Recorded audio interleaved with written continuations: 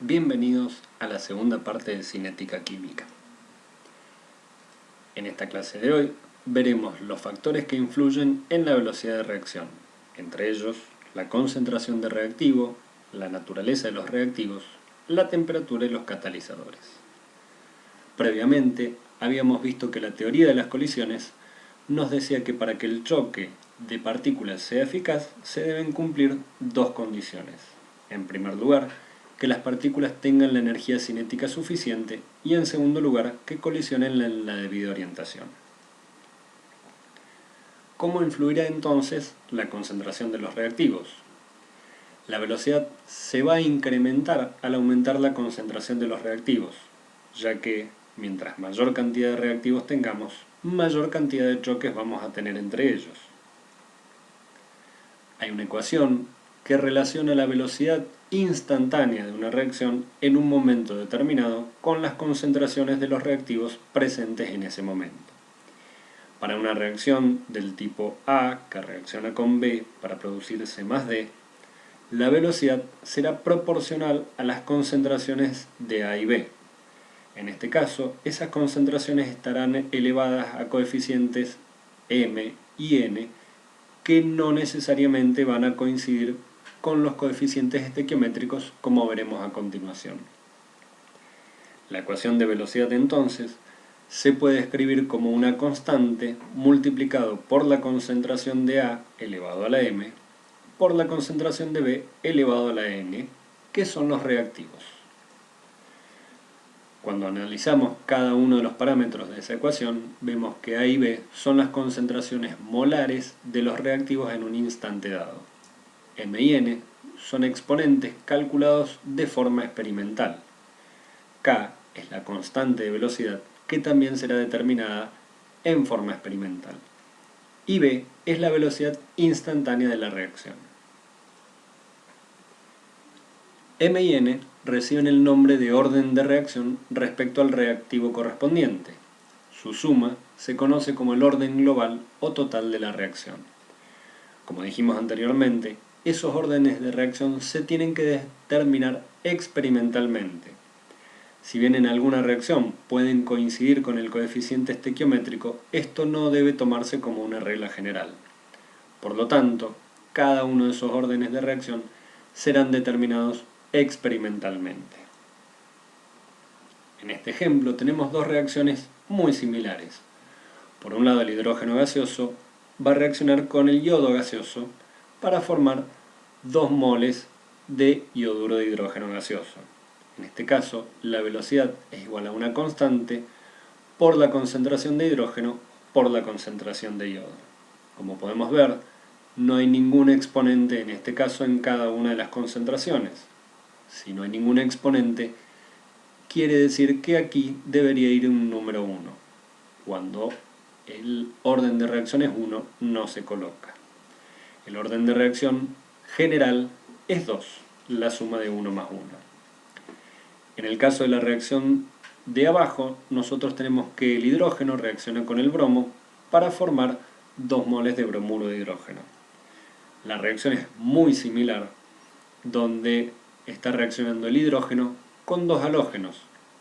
Sin embargo, la velocidad de reacción en este caso es igual a una constante por la concentración de hidrógeno por la concentración de bromo elevado a la 1 medio.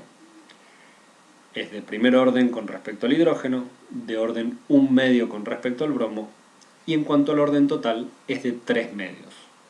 Recordemos que los órdenes de reacción pueden tomar valores enteros o fraccionarios, y en general pueden ser positivos o pueden ser cero también. Con respecto a la constante K, la misma también hay que determinarla experimentalmente. Va a tener un valor determinado para una temperatura y sus unidades van a depender del orden general de la reacción. Analicemos esta reacción donde el amonio va a reaccionar con el nitrito. En este caso, nuestros reactivos tienen órdenes de reacción 1 respectivamente. La velocidad siempre va a tener unidades de molaridad por segundo a la menos 1. Cada una de estas concentraciones será molar. Por lo tanto, para poder conocer las unidades de la constante, podemos utilizar el despeje a partir de esta ecuación, donde la velocidad tendrá unidades de molar por segundo a la menos 1, y al multiplicar estas dos molaridades, tendremos molaridad al cuadrado. Simplificando, obtenemos las unidades de la constante que son iguales a molar a la menos 1 por segundo a la menos 1 para esta reacción.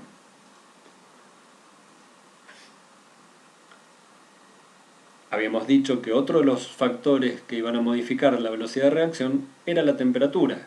Si nosotros aumentamos la temperatura, se va a producir un aumento en la velocidad de reacción.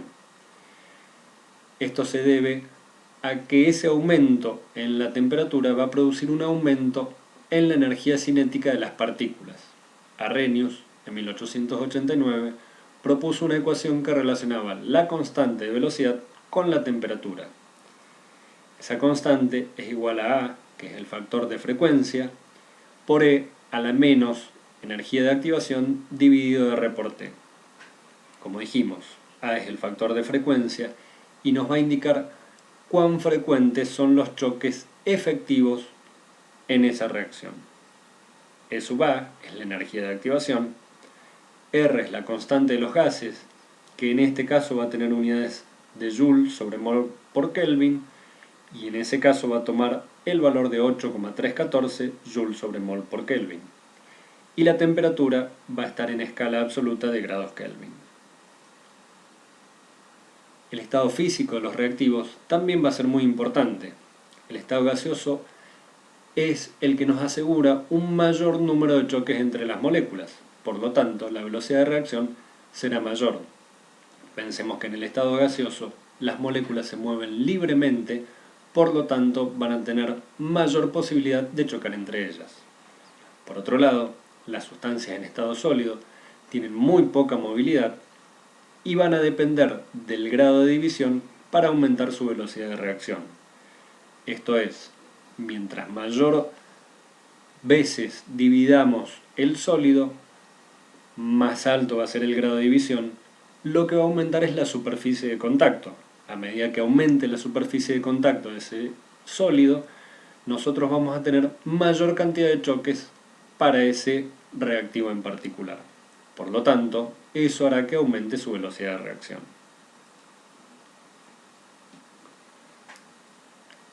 Finalmente vamos a analizar la presencia de catalizadores. Los catalizadores son sustancias que por su presencia modifican la velocidad de reacción, alterando la energía de activación del proceso, interviniendo en la reacción, pero sin consumirse ni alterarse. Se pueden clasificar en positivos aquellos que aumentan la velocidad de reacción y negativos aquellos que disminuyen la velocidad de reacción. Según el tipo de catálisis, tendremos una catálisis homogénea, en donde el catalizador va a estar en el mismo estado que los componentes de la reacción, o una heterogénea, donde el catalizador, generalmente sólido, está en distinto estado que los componentes de esa reacción. ¿Cómo funcionan estos catalizadores? Analicemos la situación. Habíamos dicho que había dos factores muy importantes en la velocidad de reacción: la energía de las partículas y la orientación de las partículas. La energía cinética no la puede modificar un catalizador, pero sí puede modificar la orientación de esas partículas, y es la actividad que realizan estos catalizadores. Lo que hacen es acomodar de manera que los choques sean más eficientes entre las partículas de los reactivos. En el siguiente ejercicio aplicaremos algunos de los conocimientos vistos hasta ahora.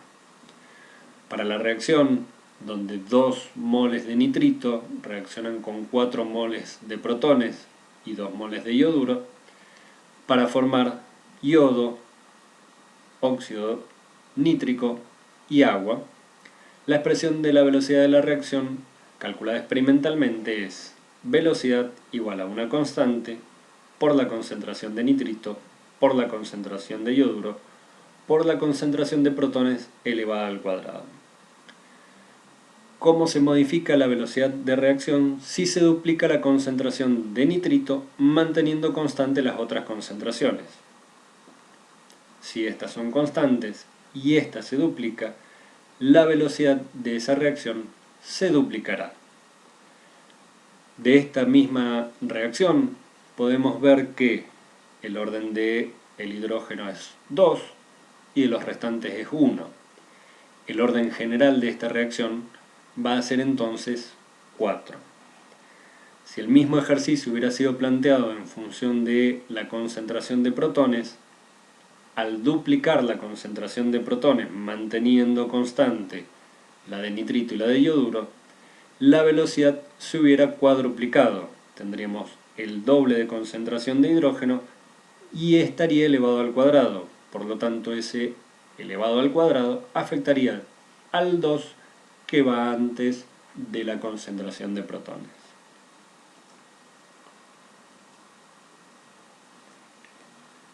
En el siguiente ejercicio tenemos que definir cuál de las siguientes proposiciones referidas a la velocidad de reacción es incorrecta.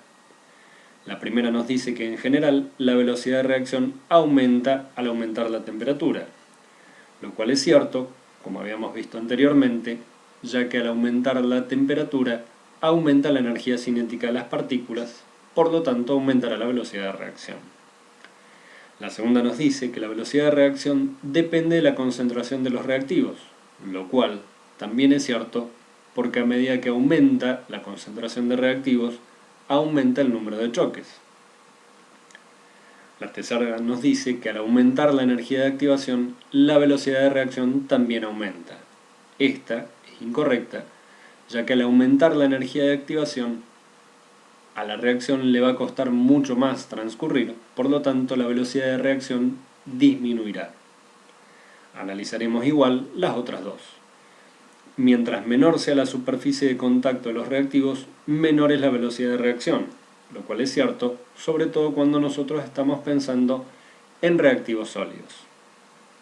Finalmente, la última nos dice que los catalizadores modifican la velocidad a la cual se efectúa una reacción. Esa es correcta, ya que la pueden modificar tanto positiva o negativamente, aumentando o disminuyendo la velocidad de reacción. La incorrecta entonces es la opción C. Con esto terminamos la parte de cinética. Recuerden completar los ejercicios de la guía, debido mayormente a que cinética es un tema fundamental para entender los próximos dos capítulos, los equilibrios. Antes de pasar a estudiar los equilibrios, tiene que haber quedado muy bien entendido el capítulo de cinética, al igual que las ejercitaciones de cinética y de soluciones. Hasta la próxima clase.